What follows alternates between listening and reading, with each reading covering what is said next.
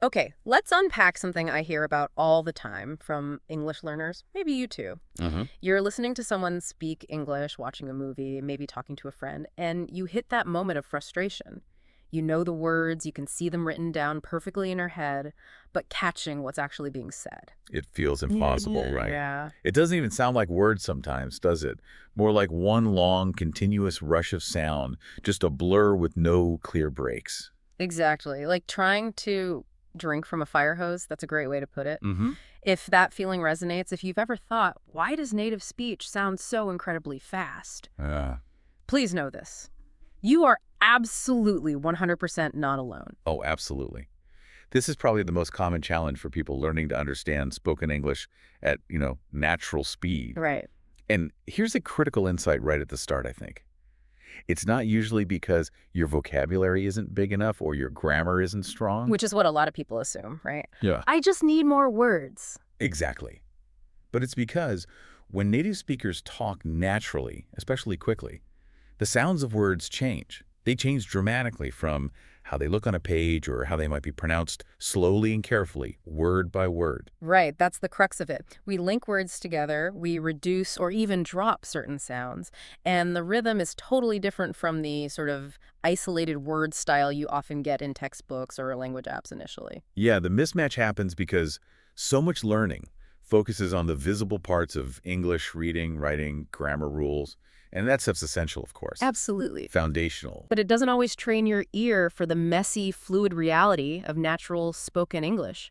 So when your brain expects one thing based on the written word, those neat little separated words, Yeah. and here's something quite different, something all connected and smushed together at speed, it just sounds fast and confusing. Your brain can't match it quickly enough. But here's the truly empowering part, and something the material we're diving into makes crystal clear. Yes. You absolutely can train your ear for this. Yes. That's the key message. Yeah. Recognizing these natural patterns is a skill, and it's totally learnable. And that's our mission today, really.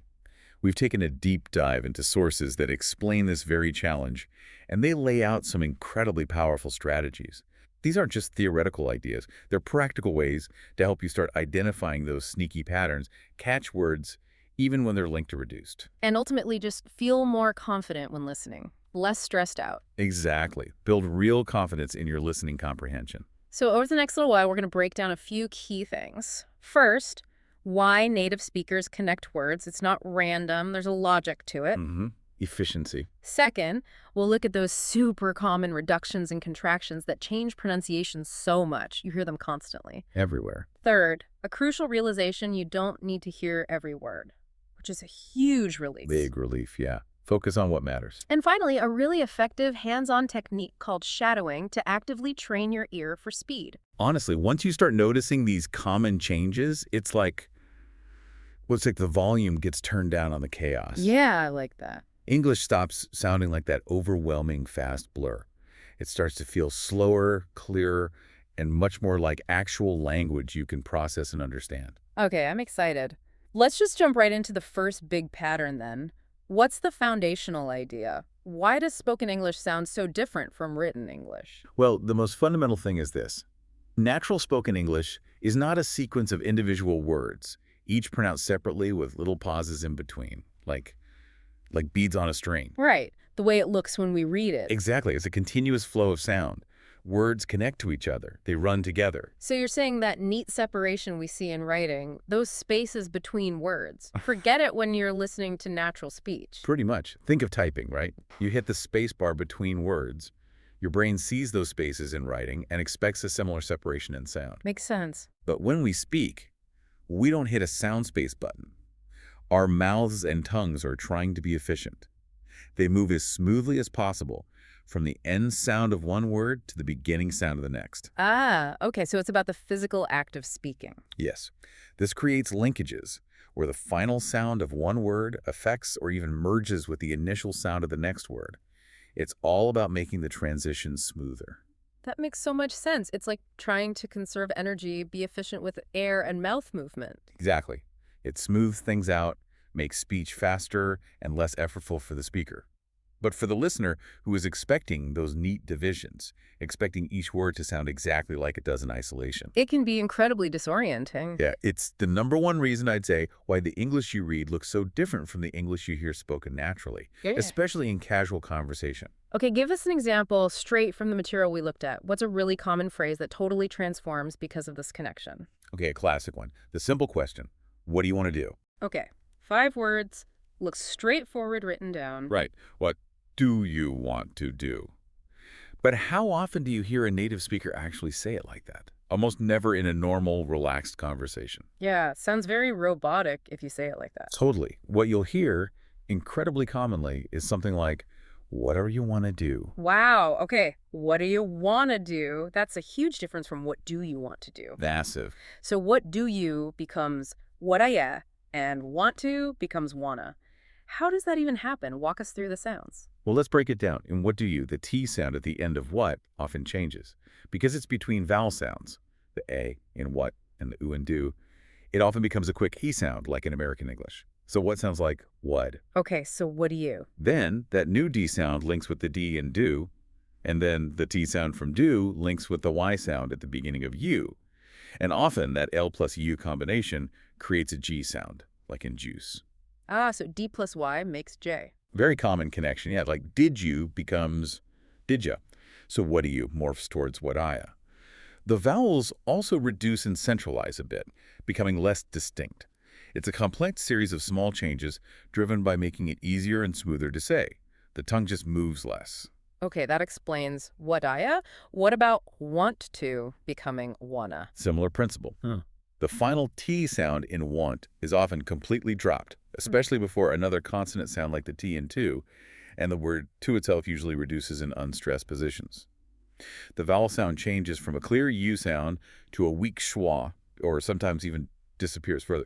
So want to ends up sounding like wanna. Wanna, right. So you put it together, what I want to do. One smooth connected phrase. So it's not just about speaking faster, it's about the actual physical production of the sound changing when words are squished together like that. Precisely. And this isn't just one weird example. This linking, merging, and changing happens everywhere in spoken English. The material gives us some other really common pairings to look out for. Like what? Take did you, we mentioned it briefly. If someone asks, did you eat? Spoken quickly, it's almost always going to sound like did you eat? Did you eat? Okay, I can hear that now. That Dengenio emerging today. Exactly. A very standard connection. Or think about, I don't know, we use that A constantly. million times a day, yeah. How does that change? Oh, that's a perfect example of both reduction and linking working together. While we'll talk more specifically about reductions in a moment, I don't know, is a prime instance where sounds just disappear. You rarely hear the final T of don't pronounced clearly in fast speech. Right, it gets dropped. It often gets dropped, especially before a consonant like the N in no. And the vowel sound in don't, the O sound, often weakens, becoming less distinct. The whole phrase commonly comes out as something like, I don't know. I don't know. The T is gone, the vowel's different, and don't and no link seamlessly together. So if you're listening for that crisp, I don't know, with the clear T sound. You'll likely miss it entirely because what you hear is, I don't know. Your brain is trying to match the incoming sound stream to the pattern of the written words it expects, and there's no match. It causes a processing hiccup. Okay, that makes so much sense. What about another really common one from the source? How about am going to go? Okay. Firstly, we almost always use the contraction I'm, right? So that's the first change. I'm going to go. Standard contraction. But then going to undergoes a massive transformation in casual speech. It becomes gonna. Right, gonna. We hear that all the time. Exactly. So the full phrase becomes, I'm gonna go. It feels like one smooth, easy-to-say unit for a native speaker, maybe 3 main beats, I'm gonna go. But it's miles away from the fully pronounced, I am gonna go. This is fascinating and also makes total sense why it's so hard for learners. You're listening for a specific sequence of distinct sounds that you learned from reading, and you're getting something completely different that's been smoothed out, merged, and compressed. Exactly. And the critical takeaway here, the thing to really internalize, is that connected speech is not an error. It's not lazy speaking or bad pronunciation. No. It's a fundamental characteristic of natural, fluent English. It's how the language works when spoken. So the goal isn't to fight it, it's to understand it. Precisely. When your ear starts to recognize these common patterns, how certain consonant sounds link or change when vowels or other consonants follow, how common phrases like going to or want to compress, then fast speech starts to resolve. It moves from that overwhelming waterfall of sound Yeah. to something with discernible patterns, chunks of sound that you can actually latch onto and understand. That definitely feels less overwhelming just thinking about it as patterns rather than random speed. And that flows perfectly into the second key strategy we need to cover, actively learning those common reductions and contractions. Absolutely. Yeah. Connected speech is about words flowing together, linking across boundaries. Reductions and contractions are more about the sounds within those words, changing, weakening, or disappearing entirely, or whole words being squished together into shorter forms. Okay. This is the other huge piece of the puzzle that makes spoken English diverge so much from the written page and contribute to that feeling of speed. Okay, let's drill down into some more of these specific reductions that our source material points out as being incredibly common. You mentioned wanna, gonna, gotta earlier, Yeah. and they seem to be everywhere in informal speech. So really are the big three of common reductions, you could say. Want to, becoming wanna, like in I want to go home. I hear that constantly. And going to becoming gonna. Yeah, as in she's going to be late or what are you going to do? We just practiced that one. Very, very frequent. And got to, reducing to gotta. Right. Got to, meaning have to or must, almost always becomes gotta in casual speech. Like, I got to finish this report or you got to see this movie. And crucially, these aren't just like teenage slang, are they? These are used by adults in everyday informal situations. Absolutely. They're very standard features of natural, everyday spoken English across many regions and age groups. If you don't recognize wanna, gonna, and gotta, Yeah. you're going to miss a huge amount of conversational English because you're listening for the full forms that often just aren't there. Okay, so those three are key. What else does the material highlight? Well, we already touched on, I don't know, becoming, I don't know. That reduction of the vowel sound and dropping the final T is incredibly common for don't in many contexts. Right, to know. And think about function words generally. Little words like of, often reduced to just be, or even just rank. Like cup of tea might sound like cup of tea. Ah, cup of tea. Yeah, you hear that. Or you often reduces to ya, especially after consonants. We saw that in didja and wadaya. Makes sense. What about when you're offering help or making a request? Those seem like places where speed and efficiency would matter. Perfect examples of where reductions thrive. Instead of the full, clear, let me help you, which sounds quite formal. Yeah, almost overly polite sometimes. Right. You'll constantly hear, let me help you. Let me help you. Let me condenses. Often the T in let assimilates or drops, and the vowel in me might weaken. It becomes a lemmy. And notice you at the end often reduces to ya. So, let me help ya. That's three words all undergoing reduction and linking together. Let me help ya. Okay, yes, I can totally hear that now that you point it out. It's so much faster and smoother than pronouncing each word distinctly. It really is. And similarly, asking for something, give me, almost always reduces to gimme. Give me that pen. Exactly. Give me that book. Give me a break. Again, the vowel sound in give might weaken slightly, and the V sound at the end links and merges almost seamlessly with the M sound of gimme. Okay, so wanna, gonna, gotta, dunno, lemmy, gimme. These are super common shortcuts. They are, and this is precisely why, if you're listening rigidly word by word based on the written form, you get lost. Right. Your brain is waiting for the full sound of let me. Here's let me, and there's a mismatch. It takes a fraction of a second too long to process, and by then the speaker is already on to the next phrase, and you fall behind. That mental processing speed is key, isn't it? Recognizing the reduced form instantly. Exactly. If you expect the full, careful pronunciation of every single word, but the speaker is using natural reductions and connections, there's a processing delay. Your brain is trying to piece together sounds that don't quite match the expected shape or length of the words you have stored. But by learning these common reduced forms, by consciously training your ear to expect gonna instead of going to, or lemme instead of let me, your brain can make that match instantly. When you hear gimme, your brain just goes, ah! That means gimme without any hesitation or confusion. So the actionable step here, based on the source material, is to deliberately become aware of these. Don't just read English, listen to it actively. Yes. Active conscious listening is the start. Pay attention when you watch movies, listen to podcasts, watch YouTube videos, or talk to native speakers. Actively try to spot these patterns. Where did going to become gonna? Where did let me become lemme. Notice them happening in real context. Exactly.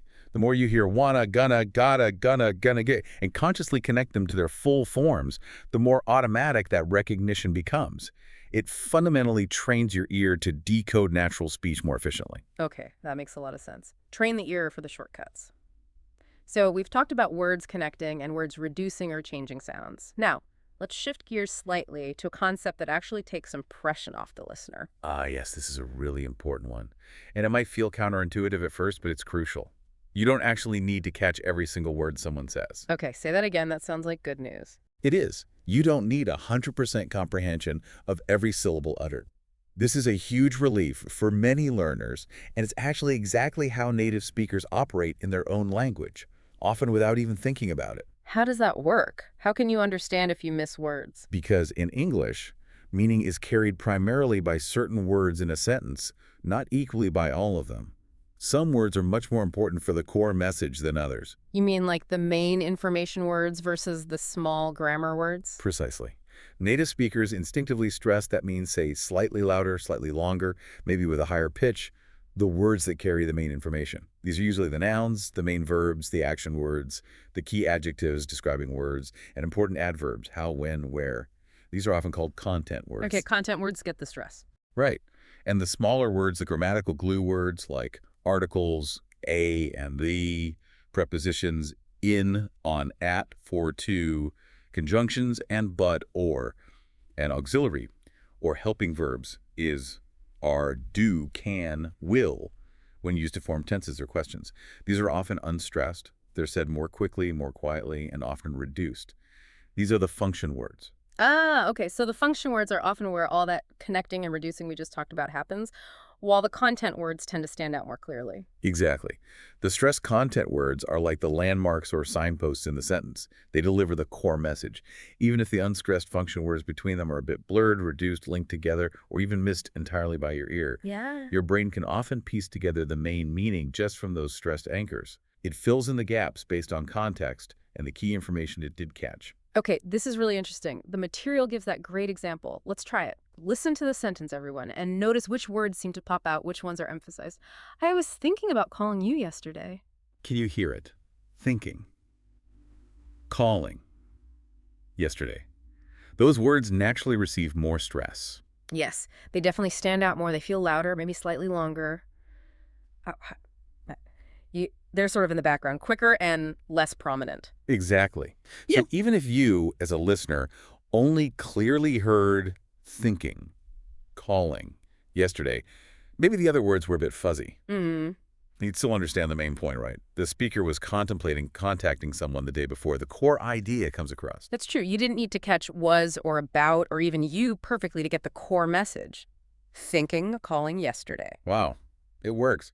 Let's try the second example from the source material to really reinforce this. Listen again for the emphasized words, the information anchors.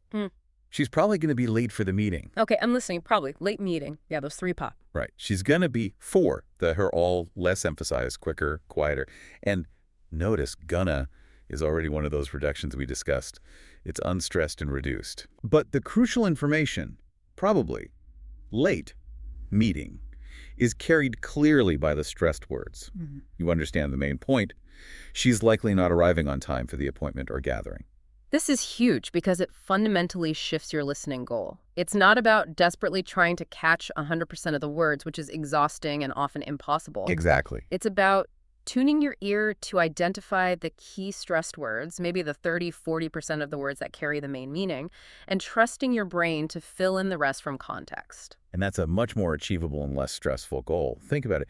You already do this automatically in your native language, don't you? Yeah, absolutely. I don't consciously process every single the or is when someone's talking to me. Right. You filter for the key information, the important nouns and verbs. The skill here is consciously applying that same natural filtering strategy to English. Train yourself. Listen for the stress. Listen for the words that the speaker seems to emphasize. Those are the words carrying the weight of the message. So combine the recognition of connected speech and reductions, understanding how the sounds change, with this skill of listening for the stressed words, the main information carriers. And you already have a much clearer picture of how natural English actually works and how to approach listening to it. You're listening smarter, not just harder. Okay, that makes a ton of sense. And And that leads us perfectly, as you said, to the most practical, action-oriented strategy from the material, the one that helps you actively practice putting all this together. yes, the hands-on technique. Yes, this is the technique called shadowing, and the sources we looked at really emphasize this as a powerful way to specifically train your ear and your mouth for the rhythm and sound patterns of natural, faster English. Shadowing is beautifully simple in concept, though it takes practice. Basically, you listen to a native speaker and you try to speak the exact same thing they're saying, either at the exact same time or just a fraction of a second behind them. So you're literally like their linguistic shadow, mimicking them in real time. It sounds a bit intimidating, like trying to keep up with a speeding train. It definitely can feel that way at first, absolutely. But the reason it's so incredibly effective, as the source material explains, is because it forces your brain to process English at its natural speed and rhythm. Ah, it forces the processing speed. Yes, you're not just passively hearing the sounds, you're actively trying to reproduce them immediately. You have to engage with the connections, the reductions, the stress patterns, the intonation, everything in real time to even attempt to keep up. So it's active listening combined with active speaking practice. Precisely. And it builds a really strong physical connection between what you hear and how you produce the sound yourself. It helps internalize those patterns. It trains your brain to make sense of that rapid stream because you're trying to recreate it yourself. Okay, that makes sense why it would be powerful. So how do you actually do it? Give us the step-by-step guide from the source. What should someone listening right now do if they want to try this? Right. It's pretty straightforward. Step 1. Find a short piece of audio. The material recommends starting really short, like just 1 or 2 minutes. Okay, keep it manageable. Yeah. And crucially, find real, natural spoken English, not someone reading slowly and artificially from a script designed for learners. Maybe a clip from a casual interview you find online, a segment from a YouTube vlogger, a scene from a TV show or movie, or even a small part of a podcast like this one. Okay, short clip of natural, real-world speech. What's step 2? Step 2. Listen to that clip once, all the way through, without looking at any subtitles or transcript if you happen to have them. Just listen for the general meaning first. Get the gist. Don't worry about details yet. Exactly. Just understand the main idea, what's being talked about, who's talking, what was the overall topic. Okay, understood the gist. Step 3. Step 3. Now play the clip again. This time, as you listen, speak along with the speaker. Try to start speaking almost immediately after them, or even right along with them if you can. Your goal is to mirror them. Okay, listen and speak along. And try your absolute best to match their rhythm, their speed, and their pronunciation. Don't stop and correct yourself if you miss something or stumble. Just keep going. Try to stay as close to the speaker as possible, like you're chasing their voice. Okay, listen and speak at basically the same time, mimicking everything. That feels like the challenging part. It is at first. Yeah. It really is. But here's the crucial 4th step, the mindset that makes shadowing different from just repeating. Don't focus on saying each individual word perfectly and distinctly. Ah, okay, so not word-by-word pronunciation. No. Focus on copying the overall sound. Pay close attention to how the speaker connects words. Notice where sounds change or disappear in reductions. Listen for where they put the stress, the rise and fall of their voice, the intonation. You are trying to reproduce the melody and flow of their speech, the music of it, not just the individual words as if they were separate blocks. So it's about imitating the sound of fluent English, the whole connected stream, not just saying the words you think you hear based on their written form. Exactly. That's the core of it. You're training your mouth and your ear together to recognize and produce those natural connected patterns. It feels awkward initially, for sure. You'll probably fall behind, miss words, mumble a bit. That's totally normal. Okay. But the material emphasizes consistency over perfection. Doing short, regular shadowing sessions, maybe just 5–10 minutes a day, is much more effective than trying to do one long, exhausting session once a week. Little and often. Makes sense. This sounds incredibly practical. Can we actually try a bit right now, using those examples of connected speech we talked about earlier? Yeah, absolutely. I think hearing the slow version, then the natural speed, then getting the breakdown, and finally giving the listener a moment to actively try shadowing it could be really powerful. Great idea. Let's do it. Let's take our first example, that casual conversation starter. Remember, pronounce slowly and carefully, word by word, it sounds like. Hey, what are you doing this weekend? Clear separation. Right. But the natural speed version we discussed with connections and reductions was, hey, what are you doing this weekend? Exactly. And just to recap the breakdown, what are you connects and reduces towards what are ya? The T often flaps to a D. The D links with Y to make G, vowels reduce. And doing often loses that final G sound in casual speech, becoming doing. Okay, listener, get ready. We're going to say the natural speed version again. Listen carefully to the sound, the rhythm, how the words link up. Then we'll pause for just a few seconds for you to try shadowing it right after us. Try to copy that sound and speed. Don't worry about perfection. Okay, here's the natural speed version again. Hey, what are you doing this weekend? Your turn. Try to shadow it. Pause for practice. Allow about 5-7 seconds. How did that feel? A little challenging, maybe? A bit fast. That's totally normal. The goal is just to try and keep up, copying the sound pattern. Let's do another one. Okay, our second example, the one about asking for help. Slow version. Can you help me with this? Nice and clear. But the natural speed, very common version is, can you help me with this? Right, and the breakdown here. Can you often reduces to kanya. The vowel in you becomes a weak schwa sound. And help me links together smoothly, sometimes sounding almost like helmy. The P sound often being very light or blending straight into the M. Okay, listen again to the natural speed version, focusing on that flow and those little reductions. Then it's your turn to practice shadowing it. Natural speed. Can you yell me with this? Your turn to shadow. Go. Huh. Pause for practice. Allow about 5-7 seconds. Nice. Getting the feel for it. It's about training your mouth and your ear simultaneously to expect and produce these faster connected forms. One more example before we do that final quick drill. All right, the surprise phrase. Slow and clear. I didn't know that. Okay? But the natural speed, very common version we discussed was, I don't know that. Exactly. Big reduction there. The breakdown didn't often reduces significantly. The did might link to the vowel. The middle low sound weakens or drops. The to almost always drops, leaving something like done. And know that links together. The W is silent, of course, and the sound might even weaken slightly, sounding like know that. So much change in just 3 little words. Okay, listen for that big reduction and the linking in the natural version, then try to shadow it immediately. Natural speed? I don't know that. Your turn to shadow. Try it. Pause for practice. Allow about 5 to 7 seconds. Fantastic effort. Honestly, even just trying for a few seconds starts to build that muscle memory. Now, let's do that final quick drill that was mentioned in the source material. We'll just give you the sentence at natural speed, quickly remind you of the breakdown, and then give you immediate practice time. Ready? Okay, here it is, natural speed. What are you going to do later? And the breakdown again, what are you? Becomes what I going to becomes gonna. All right, listen and immediately try to shadow it right after us, as quickly and smoothly as you can. What are you going to do later? Shadow it now. Go. Pause for practice. Allow about 5-7 seconds. Awesome. That's what shadowing feels like in practice. It's active, it's fast, and it forces you to engage with English at its real, natural speed.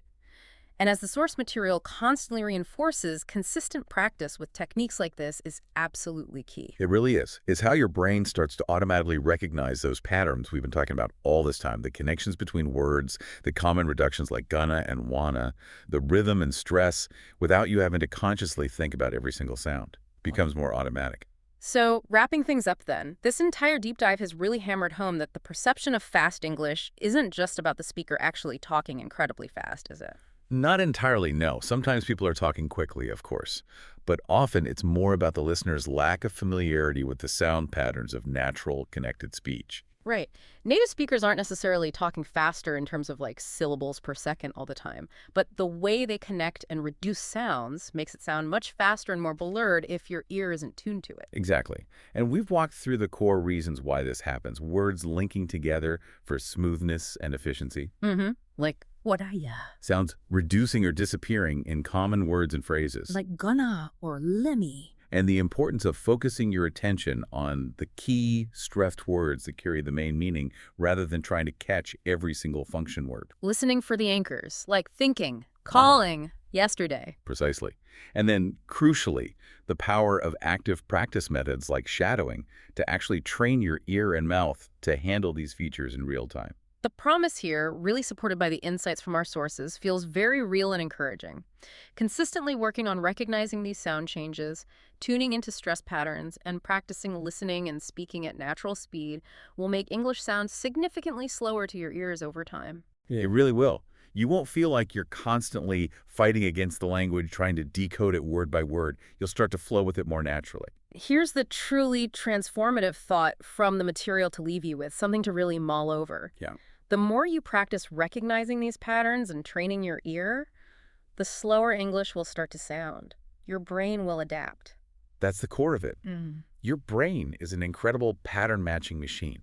It really is. When you deliberately expose it to natural spoken English, and you actively engage with it using techniques like shadowing, you are literally teaching it to anticipate and decode those connected, reduced sounds automatically. So that initial feeling of overwhelm, that one long sound with no breaks feeling. It doesn't just feel less intimidating. The sound stream literally starts to segment itself more clearly in your mind because your brain now recognizes the patterns. Mm. It knows where the connections usually happen. It anticipates the reductions. It picks out the stressed words more easily. It's not just about knowing the grammar rules anymore. It's about retraining your entire auditory processing system for English as it's actually spoken by millions of people every day.